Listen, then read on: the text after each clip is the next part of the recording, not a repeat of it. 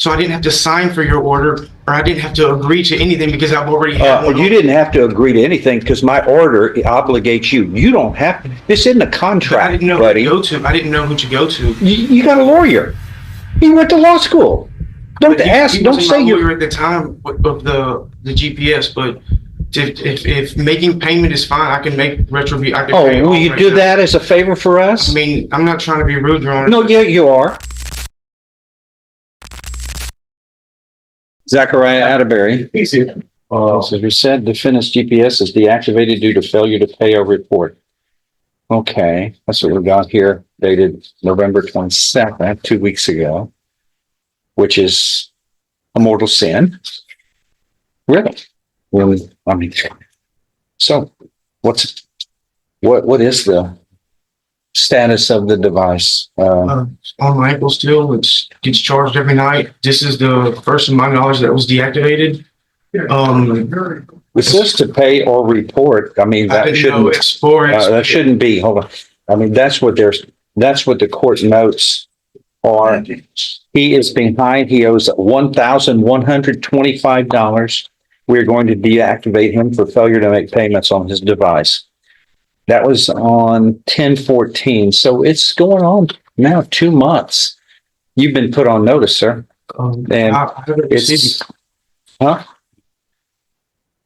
I didn't mean to interrupt you. What were you going to say? Like I said, I haven't received a notice or anything. You don't have to have a notice. You have to pay, and it says you're $1,125 behind. Like I said, Is that right or wrong? I don't know because Well, if you don't, didn't pay that's not the right answer for someone who is obligated to make payments. that's what I don't know is not, you ought to have records and they need to be produced because your burden is to prove otherwise. I think It's not mine. I think the clarification, Judge, is that the complainant in this case, I'm looking at the probable cause affidavit and the affidavit in the indictment, I think it's Sarah Edwards. Okay. Follow me. Sarah Edwards, to my understanding from talking to him, was paying all of the fees and then she stopped paying the fees. So then he was in a situation where he couldn't afford it anymore.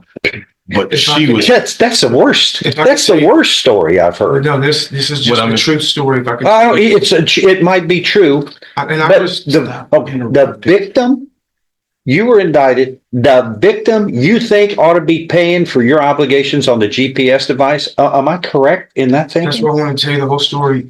The GPS device is from the misdemeanor charge that was before the felony. So to bond out on the misdemeanor charge before the felony, I ordered a GPS device, didn't I? and I already had one on when you ordered it. Yeah. So it's ordered on behalf of me, too. You've got 2 orders that you've got to follow. And and they let me out of jail because I already had one on. So I didn't have to sign for your order, or I didn't have to agree to anything because I've already had one. You didn't have to agree to anything because my order obligates you. You don't have to. This isn't a contract, I didn't know buddy. who to go to. I didn't know who to go to. You got a lawyer.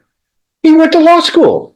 Don't ask. He Don't wasn't say my you. lawyer at the time of the GPS, but if making payment is fine, I can make retribute. I can pay Will all you right do now. that as a favor for us? I mean, I'm not trying to be rude, Your Honor. No, yeah, you are. You have an obligation as bond. And let me tell you what I do in all occasions like this. You go to jail. Now, good luck trying to figure that out, how you're going to pay for that. But what's his orders on my orders, please? If this courtroom trial has you hooked, make sure to hit that like button and subscribe for more intense trials and shocking outbursts. Your support means a lot to us. Thanks. No, an order is an order by the court, and I'm sure they wouldn't have sent this to me if I didn't. Wouldn't have ordered it, but and sent it to your attorney here back a few weeks ago. And I didn't hear anything from my attorney, Your Honor, or I would have paid it. I can pay it full today. Look, no. Here's the deal, too. No one needs to tell you you have to pay or you're behind. You were told up front, and you made it. Is that what you do? Is you interrupt people all day long? I guess that's the environment you've found yourself in. Is you're the bully of the group. See, you keep saying that. You keep interrupting. You're the bully in the group when the court talks. I get the caught first, and then you have a fair opportunity to answer. She has to take down everything that's said. When two people are speaking over each other, she can't do her job. And actually, the Supreme Court says she's really the most important person in this room, because if they don't have everything that's being heard, then they can't make rulings if there's an appeal of an issue. So let's do, but I'm not telling you anything that you and I didn't learn when we were 4 and 5 years old. And that's don't interrupt people when they're supposed to be talking. Okay. All right. So the Bond conditions are no contact or communication with the victim and must have a GPS monitoring device. that's my bond conditions. What was the date on there? He made bond on December 29th, 2023. Yeah. When was my bond condition ordered? It doesn't give a date, Judge, under the conditions. It's likely when we set the bond, probably, A long time ago. probably when he was indicted is when we set the bond conditions. So ignorance is not an excuse. You were told, you were ordered by this court, and your bondsman informed you. Your attorney also knows about it. So, And like I say, Judge, I'm not saying that that's an excuse, but this way it should happen is that Sarah's the component and she stopped paying. Then after she stopped paying for the thing. you know, that's the silliest thing I ever heard. Your excuse to me for not paying the obligation, I didn't order Sarah, the complainant, the victim. I ordered you, the defendant. I really can't do much about or Sarah. She's not before me. You are. But I ordered you to the GPS device. And your explanation and excuse to me is that the victim in this case, who was not ordered by me, you were, the victim didn't pay for your obligation of the GPS device. So it's not your fault. Silliest thing I ever heard. This is like we're in 4th grade now. 3rd grade, 1st grade. This is foolish and silly, and it's irresponsible. And you are grown up. I know you've been around. You're 1990. So what are you in your 30s here? Yeah. So you're an adult. You've been an adult for half of your life. Well, this is a responsibility that is yours, an obligation that is yours. And Sarah Edwards, who you feel like this is, I hope this goes to trial so we can explain this to the jury, so that the jury listens to the person that the grand jury indicted you for hurting. And their grand jury states you intentionally, knowingly, or recklessly caused bodily injury by stabbing and cutting her about the head and body with scissors. And that that person who is alleged to have been stabbed and cut by scissors and brings you before the court, your story to them is going to be like, I'm sure to me, that she's the one that should be paying the GPS device, not for me. And that's my excuse. She's paid it before for whatever reason, but I didn't order her. I ordered you. And the victim not paying for your responsibilities doesn't go 1 inch. It makes me angry. I think it would make any judge angry. But the court's orders are the court's orders. You failed to honor them. I can hold you in contempt, put you in jail for 180 days. Plus, when you get out, you're not going to get out until you have the GPS device that's paid for. God. Can I just say? Let me ask you this. You're 35 years of age. A personal question. Do you work? Are you employed? I'm actually been employed 2 jobs recently. At Williams Brothers Construction, driving end dump and belly dump trucks. Yeah. My background came back with the pending charges and the GPS monitor. They had to let me go, as well as Martin Marietta. I worked there doing ready mix trucks for 3 weeks, and then that was hired on contingency.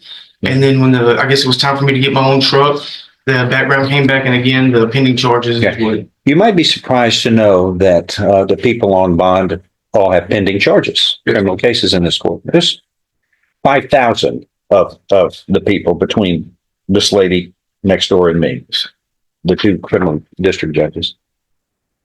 They never have this problem.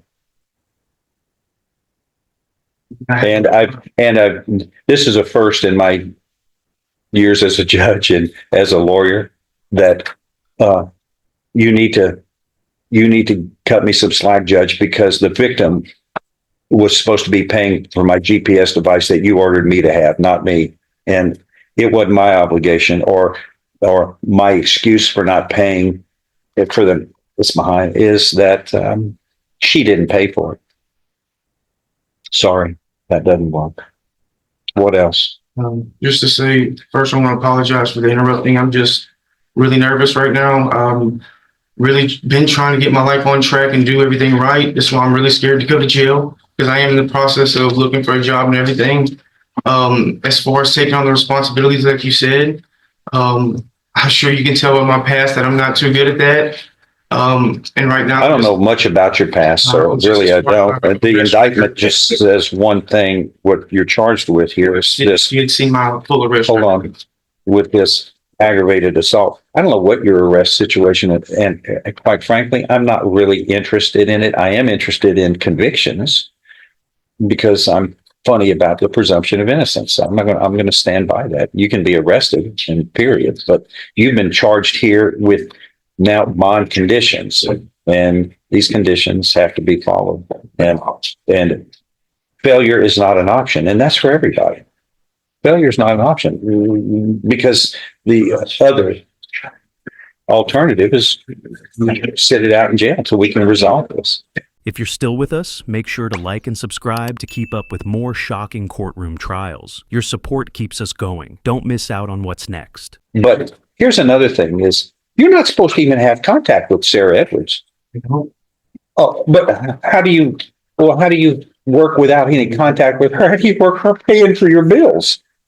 How does that work? Because like I said, I have a Play like I don't have 3 degrees and a doctorate. Play like I don't have that. I don't understand how that works in your world. I have a misdemeanor charge from before the felony charge against Sarah. Yeah. The misdemeanor charge For what? for a misdemeanor assault. On whom? Just another woman. So Wait a second. Half the planet for women. And the way you talk about it is just another woman? I didn't know that it was to be getting into. Oh, yeah, I can't wait to see the jury that's impaneled in this case. You'll see a lot of ladies in the group and see their response for that statement. You know what? There's just no respect. You just don't have respect for others, much less women, ladies. My goodness. And the person who's the victim, you're blaming her for not paying. This is almost like a laugh-in movie. This is like a cartoon because you're in a parallel universe. All right, I've said enough. You have an obligation here. You hadn't paid. And there's no way to make repercussions. You got 72 hours. I can make repercussions in less than 5. Repercussions. I want responses, not repercussions. A response. There's 2 different words there. Forgive me, Ron. Like I said, I'm really trying to change the. You got 72 hours. Today's Tuesday. You'll be back on. And that was before the felony. So Sarah paid for the GPS on that case. So she had been paying for it from then before her case. Sir, I don't care about this case. I have ordered you a GPS on this case. Now, if you want to use a GPS for both of them, that's fine. But you don't have to have 2 GPSs, right. But you have to have one. And that's fine. This one, you interrupt one more time and you don't get 72 hours, Mr. Interrupter. I can see you're a bully. You really are. You're a bully. And here's the deal. It's girls. It's girls that you pick on. Mr. Man, gentlemen. Let's see. Hope here and Sarah here are the two victims. And then Sarah's supposed to be paying for your GPS device. It's her fault, not yours. 72 hours. And I don't want Sarah paying for it. You have to pay for it. Because I'm going to talk to the bondsman and I expect Sarah, and we'll have Sarah up here if I have to. And I'll talk to her about it. But you're not going to be pressuring. Yeah, you know, you're supposed to contact this woman. I find out you contacted her. You'll sit, whatever device, you can sit in jail with all the GPS devices you can put on you, and you'll sit in jail until this thing gets disposed of. So, see,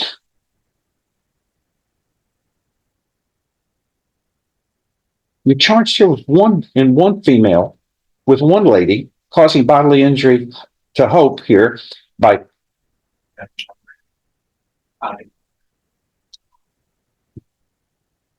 I guess that's pushing it. It's a misspelled word.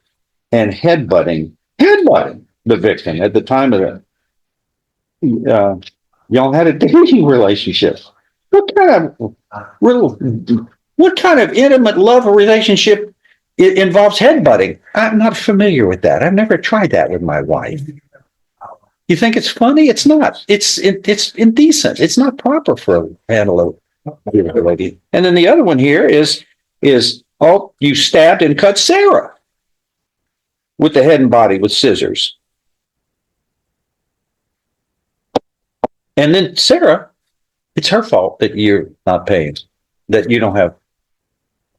Well, it just makes me angry to read this. Yes, Your Honor. Does it to you? Yes, Your Honor. The To you? state would. I mean, there's no sensibility here. You're standing there and want me to feel sorry for you? Well, I don't. And Your Honor, the state would just request that the defendant's bond be increased to protect the victim in this case because she was paying. What's her bond? What's his bond now, please? I don't want her paying that bond. And I'm going to have her in here to make sure she does it, my God, because I know what's going on in the environment that's out there. When you're on bond, I'm sure you're pressuring the poor ladies, both of them. Yeah, I'm sure that's. The bond is $50,000. Yeah.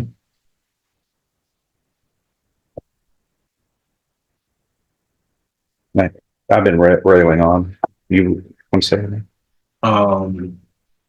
it's hard to say this. I know it's hard. Your attorney is a fine lawyer, and we're all stunned by your what comes out of your mouth and the way you think. You're in a parallel universe with the rest of this planet by yourself, because I've never seen thinking or had to deal with thinking like this. But I'm going to protect that lady. But you don't have a GPS device on right now, do you? Yes, I do. Okay. I've never taken, it's never been off since it was initially ordered from the misdemeanor. Okay. But I'm going to tell the bondsman they can get off your GPS device. You're going to have to go to somebody else. But they can get off. They're not, if it hadn't been paid for, then that's an obligation, and then they have to deal with me because they're supposed to follow my orders.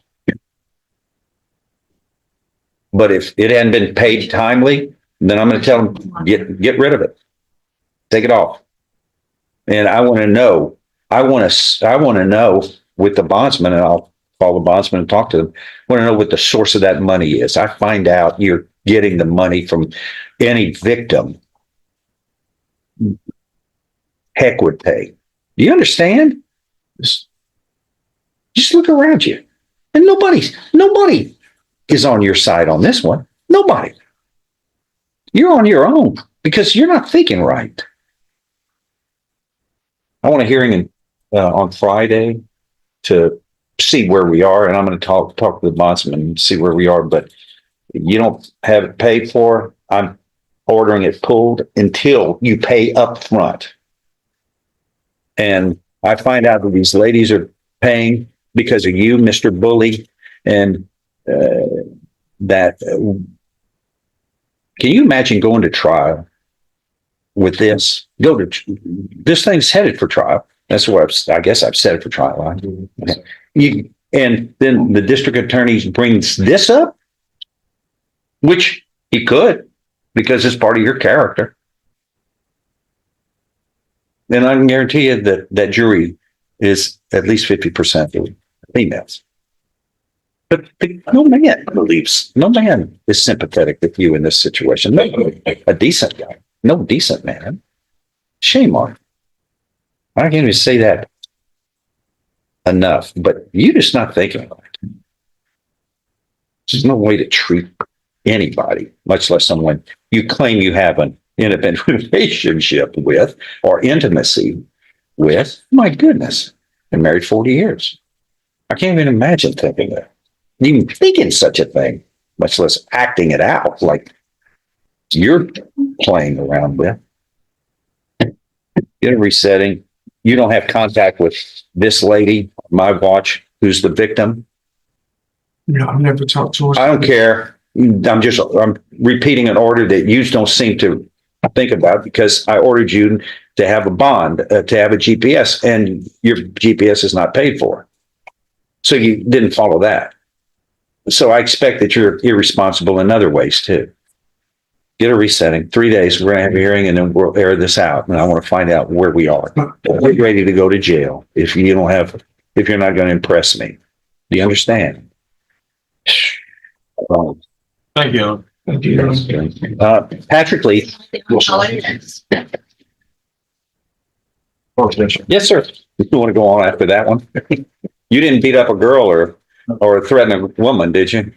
No, Judge. This wasn't just another bond hearing. It was a reality check. Judge Stevens didn't just respond to what the defendant said. He responded to everything he represented: irresponsibility, disrespect, deflection. And in doing so, he sent a message that cut deeper than any sentence could. What do you think? Did Judge Stevens go too far? Or was this the wake-up call the defendant needed? Let us know in the comments. Thanks for joining us and witnessing this intense courtroom moment. If this trial got you thinking, be sure to like, subscribe, and share your thoughts below. Stay tuned for more gripping courtroom moments as we continue to bring you the most shocking trials. See you in the next one.